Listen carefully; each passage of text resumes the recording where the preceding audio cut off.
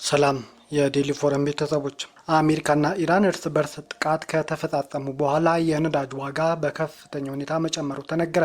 አሜሪካና ኢራን አንዳቸው በሌላኛቸው ላይ ጥቃት መፈጸማቸው ተኩስ አቁሙ ሊቋረጥ ይችላል የሚል ስጋት በመፍጠሩ የነዳጅ ዋጋ በድጋሚ መናሩ ታውቋል። በዛሬው ዕለት 3 ወር የሞላው ጦር ሙሉ ለሙሉ ለመቋጨት የሚያስችል ስምምነት ላይ በአጭር ጊዜ ውስጥ ይደረሳል የሚል ተስፋ መፈጠሩን ተከትሎ ረቡዕ ዕለት የነዳጅ ቅናሽ አሳይቶም ነበር።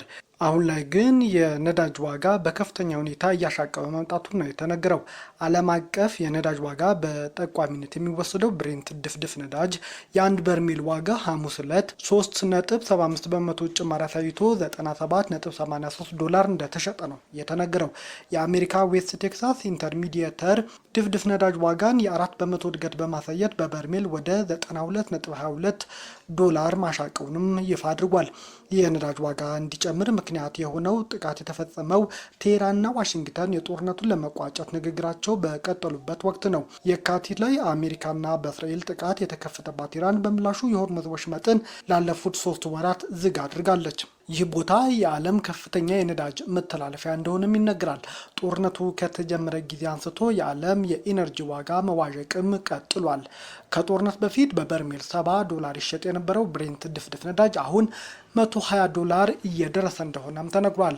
በአንድ ሰሞን $121 አካባቢም ይህ ድፍድፍ ነዳጅ መሸጡም የሚታወስ ነው። አሜሪካ ኢራን የሆርሙዝ ወሽመጥን ለማስተዳደር በመሰረተችው አዲስ ተቋም ላይ ማዕቀብ መጣሏን አሳወቀች። የአሜሪካ ግምጃ ቤት ኢራን በሆርሙዝ በኩል የሚደረጉ የባህር ጉዞዎችን ለመቆጣጠር በቅርቡ ባቋቋመችው የፋርስ ባህረ ሰላጤ ወሽመጥ ባለስልጣን ላይ ማዕቀብ መጣሏን አስታውቋል። ግምጃ ቤቱ ባወጣው መግለጫ የዚህ መስሪያ ቤት መቋቋም የኢራን እስላማዊ አብዮታዊ ዘብ በሆርሙዝ ወሽመጥ ላይ ከሚያልፉ መርከቦች ገቢ ለመሰብሰብ የሚያደርገው ሙከራ አካል ነውም ተብሏል። በዚህ ምክንያት መስሪያ ቤቱና ከተቋሙ ጋር የሚተባበሩ በሙሉ የማዕቀብ ዝርዝር ውስጥ መካተታቸውን ነው የተነገረው። የተከፈተባት ጦርነት ተከትሎ ሆርሙዝ ወሽመጡን የዘጋችው ኢራን ይህንን ተቋም የመሰረተችውም አሜሪካ ወደቦቿን የሚደረጉ ጉዞዎች ላይ እገዳ ከጣለች ቀን አንስቶም ነው። ተቋሙ በወሽመጡ የሚደረጉ የመርከቦች ጉዞን የመቆጣጠርና የማቀናጀት ስልጣንም በኢራን ባለስልጣናት ተሰጥቶታል። ባለስልጣን መስሪያ ቤቱ ከዚህ ቀደም በትዊተር ገጹ ባወጣው ካርታ በሆርሙዝ ወሽመጥ የሚገኝ የክትትል ዞንም ይፋ አድርጎም ነበር። በዚህ ዞን ውስጥ የሚደረጉ ጉዞ ከተቋሙ ጋር በመቀናጀት ብቻ እንደሚፈጸምም ይፋ አድርጓል። በዚህ የወሽመጡ ክፍል በኩል ማለፍ የሚፈልጉ መርከቦች ከፋርስ ባህረ ሰላጤ ወሽመጥ ባለስልጣን ፈቃድ ማግኘት እንዳለባቸውም አሳውቆ ነበር። ባለፉት ቀናት በዚህ የውሃ ክፍል የሚያልፉ መርከቦች በኢራን ኃይሎች ታጅበው እንዲጓዝ ወይም እንዲቆሙ እንደተደረጉም ዘገባዎች አመልክተዋል። የአውሮፓ ህብረት የሆርሙዝ ሁኔታ በሚቀጥሉ ሳምንታት የማይሻሻል ከሆነ የአውሮፕላን ነዳጅ ላይ ተጽዕኖ እንደሚኖረው ይፋ አድርጓል። የአውሮፓ ህብረት ኮሚሽን በሳምንት ውስጥ የሆርሙዝ ወሽመጥ ጉዳይ የማይሻሻል ከሆነ በአውሮፓ የአውሮፕላን ነዳጅ እጥረት ሊፈጠር ወይም የዋጋ ጭማሪ ሊታይ እንደሚችልም ሐሙስ ዕለት ይፋ አድርጓል። የአውሮፓ ኮሚሽን የኢነርጂ ቢሮ ከነዳጅና ጋዝ አስተባባሪ ቡድኖች ጋር ስብሰባ ካደረገ በኋላ ሐሙስ ዕለት መግለጫም አውጥቷል። የነዳጅ ማስተባበሪያ ቡድን የሆርሙዝ ወሽመጥ መዘጋት በድፍድፍ ነዳጅና በዋና ዋና የፔትሮሊየም ምርቶች ላይ ተጽዕኖ ማሳረፉን ማስታውቋል። እንዲሁም ሁሉም የአውሮፓ ሀገራት በዚህ ጉዳት ደርሶባቸዋል። እስካሁንም በአውሮፓ ህብረት የዋጋ ጭማሪ ቢታይም ተጠቃሚዎቹ ግን እጥረት አልገጠማቸውም ተብሏል። ይሁን እንጂ በሚቀጥሉት ሳምንት ውስጥ ሁኔታው የማያሻሻል ከሆነ በተለይ የአውሮፕላን ነዳጅ ላይ ገበያው ጭማሪ ሊያሳይ ወይም እጥረት ሊፈጠር እንደሚችልም አሳስቧል። የፓኪስታን የውጭ ጉዳይ ሚኒስቴር አርብ ወደ ዋሽንግተን አምርተው ከማርኮ ሩቢዮ ጋር ለመነጋገር እቅድ መያዛቸው ተነገረ። የፓኪስታን ውጭ ጉዳይ ሚኒስትር አይሻቅ ዳር አርብ ዕለት ዋሽንግተን በማቅናት ከአሜሪካ አቻቸው ጋር ተገናኝተው በኢራንና አሜሪካ ጉዳይ ላይ ለመወያየት እቅድ መያዛቸው ነው የተነገረው። ሚኒስትሩ ወደ ዋሽንግተን የሚያምሩትም ኢስላማባድ በኢራንና በአሜሪካ መካከል በቋሚነት የሚካሄደውን ጦርነት ለማስቆም የሚያስችል የሰላም ስምምነት እንዲመጣ ጥረት እያደረገች ባለበት ወቅትም ነው። የፓኪስታን ውጭ ጉዳይ ሚኒስቴር በመግለጫው ዳር ከሩቢዮ ጋር በሚኖራቸው ውይይት በሁለትዮሽ ግንኙነትና የጋራ ፍላጎት ባላቸው ቀጠናዊና ዓለም አቀፍ ሁኔታዎች ላይ ሀሳብ ይለዋወጡ ሲልም ይፋ አድርጓል። አሜሪካና ኢራን የሚያደርጉት የሰላም ንግግር ፍሬ ማፍራት ባለመቻሉ ዋሽንግተን በዚህ ሳምንት በተደጋጋሚ የአየር ድብደባዎችን በደቡባዊ ኢራን እየፈጸመች ነው። አሜሪካ የፈጸመችው ጥቃት ተከትሎ የኢራን እስላማዊ አብዮታዊ ዘብም የአጸፋ እርምጃ በመውሰድ የአሜሪካ አየር ኃይል ሰፈር መምታቱንም እያሳወቀ ነው። በአሜሪካና በኢራን መካከል የሚደረገው ጦርነት 3 ወር የሞላው ሲሆን በሆርሙዝ ወሽመጥ ለሚደረጉ የመርከብ ጉዞ መቆም እንዲሁም የዓለም አቀፍ የነዳጅ ዋጋ መናርም ምክንያት ሆኗል። ይህን 3 ወር የሞላው ጦርነት ለማቆም የሚደረጉ ረጅም ድርድሮች እስካሁን መፍትሄም ሊያስገኙ አልቻሉም። አሜሪካ ራሷን ለመከላከል እንደሆነ በመግለጽ በ3 ቀናት ውስጥ 2 ኢራን ውስጥ ባሉ የጦር ሰፈሮች ላይ ጥቃት የፈጸመች ሲሆን እንደ አዲስ ጥቃቶች መፈጸሟ የተኩስ አቁም ስምምነት መጣስ እንደሆነ ኢራን እያሳወቀች ነው። በዚህም ኢራን የአጸፋ ምላሽ መስጠት ጀምራለች። የኢራን አብዮታዊ ዘብ በአጸፋ እርምጃ የአሜሪካ አየር ኃይል ሰፈር መምታቱንም አስታውቋል።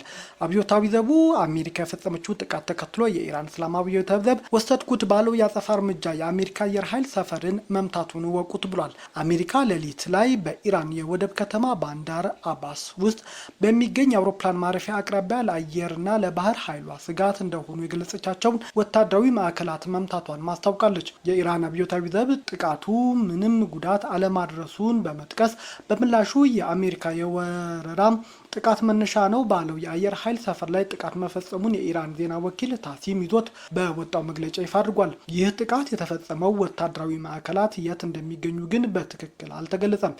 የአብዮታዊ ዘቡን ጨምሮ የጠብ ጫሪነት ጥቃቶች አጸፋ እንደሚሰጣቸው በማመልከት ጥቃቶቹ የሚቀጥሉ ከሆነ የበለጠ ከባድ ምላሽ በኢራን በኩል እንደሚሰጥም አስታውቋል። ከአብዮታዊ ዘቡ ጋር ቅርብ የሆነው ታሲም የዜና ወኪል ምንጮችን ጠቅሶ እንደዘገበው አሜሪካ ሌሊት ላይ የፈጸመችው ጥቃት ምንም ነገር በሌለበት ቦታ ላይ መሆኑንና ፍንዳታም የተሰማው ከዚያ ጋር የተያዘ መሆኑንም አመልክቷል። ይህ በእንዲህ እንዳለ የኢራን አብዮታዊ ዘብ በሆርሙዝ ወሽመጥ በኩል የራዳር መከታተያውን አጥፍቶ ሊያልፍ የነበር የአሜሪካ ነዳጅ ጫኝ መርከብ ማስቆሙን ታሲም የዜና ወኪልም በዚህ ዘገባ አስታውቋል። ዘገባው እንዳመለከተው የአብዮታዊ ዘቡ ባህር ኃይል በመርከቡ ላይ ተኩስ ከፍቶ ወደ መጣበት እንዲመለስ ማስገደዱንም አስታውቋል። አሜሪካ በ3 ቀናት ውስጥ ለሁለተኛ ጊዜም ነው በኢራን ላይ ጥቃት የፈጸመችው። የአሜሪካ ጦር በኢራን ስትራቴጂካዊ ብሎ በጠራው የወደብ ከተማ ባንዳር አባስ የሚገኝ ወታደራዊ ሰፈር ኢላማ ያደረጉ የአየር ጥቃቶችን ነበር የፈጸመው። የአሜሪካ ኃይሎች በሆርሙዝ ወሽመጥ ዙሪያ ስጋት ደቅነው የነበሩ የኢራን ድሮኖችን መጥተው እንደጣሉ የአሜሪካ ማዕከላዊ ሴንትኮም ከጥቃቱ በኋላ አስታውቋል። እንደ ሴትኮም ገለጻ ከሆነ ባንዳር አባስ የሚገኘው ወታደራዊ ሰፈር ጥቃት የተፈጸመበት 5ኛው ድሮን ለመተኮስ ሲዘጋጅ ነው። የኢራን መገናኛ ብዙሃን ከከተማዋ በስተምስራቅ አቅጣጫ የፍንዳታ ድምፅ መሰማቱንም አስታውቀዋል። ጥቃቱ የተፈጸመው በአሜሪካና ኢራን መካከል የተደረሰው ጠንካራ ያልሆነው የተኩስ አቁም ተብሎ የተጠራው ተግባራዊ የሆነ ባለበት ወቅት ነው። በሆርሙዝ ወሽመጥ ለሚደረግ የመርከብ ጉዞ መቆሙ እንዲሁም የዓለም አቀፍ የነዳጅ ዋጋ መናር ምክንያት የሆነው ይህ 3 ወር የሞላው ጦርነት ለማቆም የሚደረጉ ድርድሮች እስካሁን መፍትሄም አላስገኙም። አሜሪካ ራሷን ለመከላከል እንደሆነ በመግለጽ ኢራን ውስጥ ባሉ ኢላማዎች ላይ ጥቃት ስትፈጽም አሁን የፈጸመችው ለሁለተኛ ጊዜም ነው። እንደ አዲስ ጥቃቶች መድረሳቸው ተከትሎ የተኩስ አቁም ስምምነቱ አደጋ ላይ መውደቁን ተንታኞች እያስታወቁ ነው። ሴትኮም የተወሰደውን ወታደራዊ እርምጃ የተመጠነ በግልጽ ራስን የመከላከል እንደሆነ እየጠቀሰ ሲሆን የተኩስ አቁም ስምምነቱ አሁንም አሜሪካ እያከበረች ነው ሲልም ስላቁን ገልጿል ሲሉም ኢራናውያን እየተቹ ነው። አሜሪካ ሰኞ ዕለት ደቡባዊ ኢራን ላይ በፈጸመችው ጥቃት የኢራን የሚሳኤል ጣቢያዎችና በሆርሙዝ ወሽመጥ ላይ ፈንጂ ለማጥመድ የሞከሩ መርከቦች ኢላማ እንደተደረጉ ገልጻለች። ሴትኮም እነዚህ ጥቃቶች የተወሰዱት ወታደሮቻችንን ከኢራን ኃይሎች ከሚመጡ ስጋቶች ለመጠበቅ ነው ሲልም አስተባብሏል። ጥቃቶቹ ትልቅ የተኩስ አቁም ጥሰት ስትል ያወገዘችው ኢራን የትኛውም ጠበኛ ድርጊት ምላሽ ሳይሰጠው እንደማይታለፍም አሳውቋል።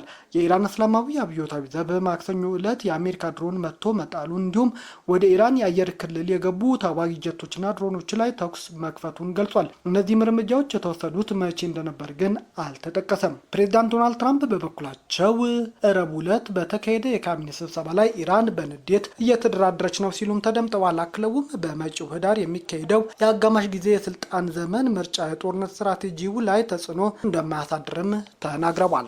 ከዚህም ባለፈ ትራምፕ ከኢራን ጋር የተደረገው ድርድር እስካሁንም አለመሳካቱን ነው የተናገሩት። ትራምፕ ከኢራን ጋር እየተደረገ ያለው ድርድር አሁንም ድረስ አልተሳካም ብለዋል። ገና በድርድሩ ደስተኛ አይደለሁም ያሉት ትራምፕ ነገር ግን ወደፊት ደስተኛ ሆናለሁ ሲሉም ተናግረዋል። ትራምፕ በአስተዳደራቸው ስር ካሉ ባለስልጣናት ጋር ባደረጉት ውይይት ላይ መሆን ያለበት በዚህ መንገድ ነው፣ አለበለዚያ ግን እንጨርሳቸዋለን ሲሉም ተናግረዋል። የኢራን ባለስልጣናት ድርድሩ እያካሄደ ያሉት ደካማ ሆነው ነው ብለዋል ትራምፕ። ምን እንደሚሆን እናያለን። ተመልሰን ስራውን መጨረስ ይኖርብናል ወይም አይኖርብንም ሲሉም ትራምፕ ተናግረዋል። የኢራን መሪዎች ስምምነት ላይ ለመድረስ ይፈልጋሉ ሲሉም ትራምፕ ተደምጠዋል። የአሜሪካ ውጭ ጉዳይ ሚኒስቴር ማርኮ ሩቢዮ በበኩላቸው ስምምነት ላይ መድረስ እንደሚፈልጉም ገልጸው ካልተሳካ ግን ፕሬዝዳንቱ አማራጭ አላቸው ሲሉም ነው ያስታወቁት። እስራኤል በደቡባዊ ሊባኖስ ነዋሪዎች አካባቢውን ለቀው እንዲወጡ ማዘዘች። የእስራኤል ጦር በደቡባዊ ሊባኖስ የሚገኙትን የግጭት ዞን የሚል ምድብ ውስጥ እንዳስገባው በመግለጽ ነዋሪዎች አካባቢውን ለቀው እንዲወጡም ትዕዛዝ ሰጥቷል። የእስራኤል መከላከያ ሰራዊት ነዋሪዎቹ ከድንበር 40 ኪሎ ሜትር ገደማ በዛህራኒ ወንዝ ሰሜን አቅጣጫ እንዲጓዙ ማሳስቧል።